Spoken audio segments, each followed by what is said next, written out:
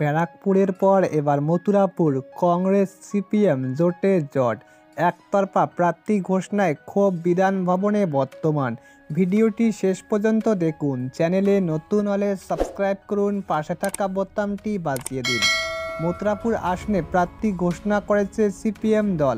শনিবার সন্ধ্যায় আলিমুদ্দি স্ট্রিট থেকে বিজ্ঞপ্তি প্রকাশ করে ওই কেন্দ্রে শরৎচন্দ্র হালদারের নাম ঘোষণা করেছে বামফ্রন্ট।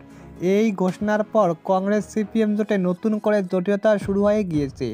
শুক্রবার ব্যারাকপুরে কেন্দ্রে অভিনেতা দেবদূত ঘোষ বসিরহাট আসনে নিরাপত্তাকে প্রার্থী ঘোষণা করে সিপিএম দল। মথুরাপুর, বসিরহাট, ব্যারাকপুরে পরপর 2 দিনের 3 প্রার্থীর নাম ঘোষণায় ক্ষোভ বর্তমান বিধান ভবনে।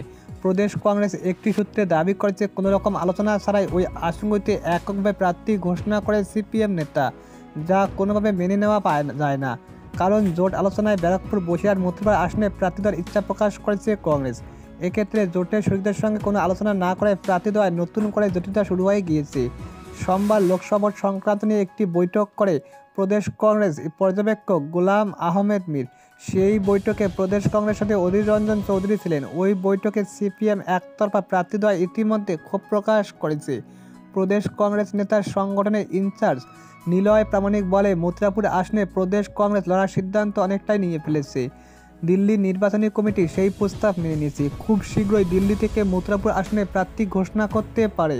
বিধানভবন সূত্রে খবর, মথুরাপুর আসনে কংগ্রেস প্রার্থী হতে পারে প্রাক্তন সংসদ সদস্য মনোরঞ্জন হালদার। ইতিমধ্যে কংগ্রেস 10 আসনে প্রার্থী দিয়েছে, আরও বেশ কিছু আসনে প্রার্থী নিয়ে ইতিমধ্যে ঘোষণা করবে। এই তালিকায় থাকতে পারে উলুবেড়িয়া এবং কাতির মতো আসন।